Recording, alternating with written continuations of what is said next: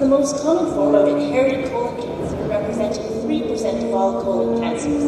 This is a small percentage, but for every Lynch syndrome colon cancer that is identified, similar mutations will be identified in 3 family members. The best way to cure cancer is to prevent it from happening in the first place. Let's find a way to identify as many patients with Lynch syndrome as possible.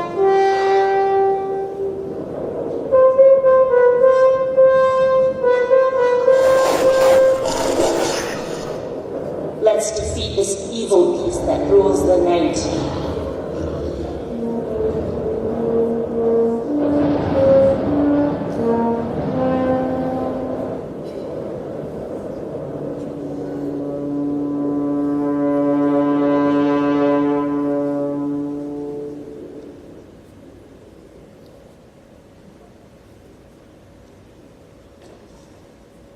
The Amsterdam criteria were established to identify patients at risk for Lynch syndrome.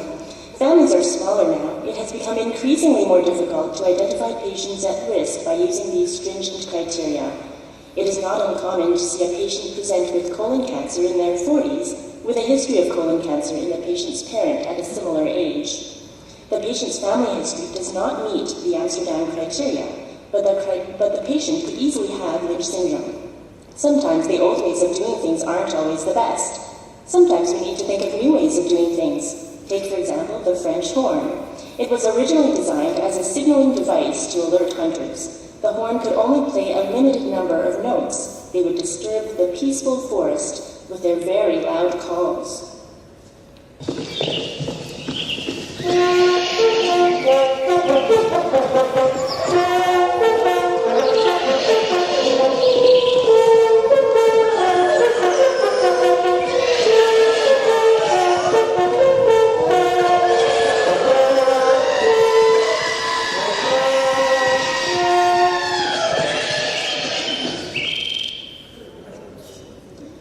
Changes and modifications to the instrument became necessary before the horn could become a member of the symphony orchestra.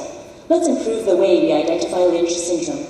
Screening using clinical criteria alone doesn't work. Studies show Amsterdam 1 sensitivity ranges from 54 to 91%, and specificity ranges from 62 to 84%. This table shows comparison between different clinical criteria. We see that the sensitivity using the Amsterdam criteria is low at 73%. Over a quarter of all Lynch syndrome cases will be missed, and the negative predictive value is only 40%. Remember that these are controlled studies where family history was thoroughly researched. In reality, family members may not even know how or why their relative might have died, or even which cancer may have caused their death. A colonic metastasis may be described as death due to liver cancer by the family member. There must be a better way to identify these patients. If we can screen for abnormal genes at low cost, we will be able to screen and identify patients who have Lynch syndrome. We must find a way to test for mutated genes.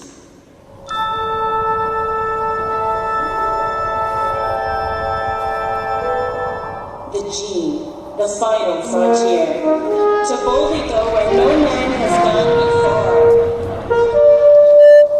Let's target the gene. Lynch syndrome can have inherited mutations in one of 4 mismatched repair genes shown here. These mutations lead to uncontrolled cell growth, leading to cancer. The inherited defect results in the predisposition of early onset colorectal cancer, with a mean age of 45 years of age and a lifetime risk of 80%. Somatic germline testing is very expensive. It costs $3,600 to test only 3 genes.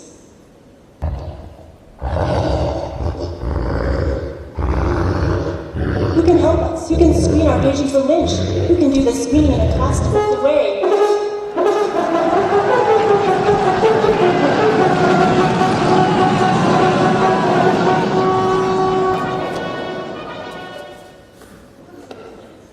The pathologist can help us. Although we can't test for somatic germline mutations, we can test the colon cancer for the presence of mutation. Immunohistochemistry can be used to search for the gene mutation by testing for the protein that the gene produces. This 38-year-old patient had no known family history of colon cancer, but showed no nuclear staining for MSH2. This is very suggestive of Lynch syndrome. Larger numbers of patients can be tested with IHC for a lower cost of $60 a panel, which tests all 4 genes, in comparison to $3,600 to test only 3 genes with somatic germline testing. Turnaround time is faster. Immunohistochemistry beats clinical screening. It has far greater sensitivity and specificity than clinical criteria for Lynch syndrome. In this study in the Journal of Clinical Oncology, immunohistochemistry shows 100% sensitivity. Should an internist chance upon a patient with a family history that suggests the possibility of Lynch syndrome without fulfilling Amsterdam criteria, it is possible to test the colon cancer of that relative. Let's identify all patients with Lynch syndrome. Yeah. Let's achieve medical perfection. Yeah. Let's strive for the medical equivalent of the musical high C.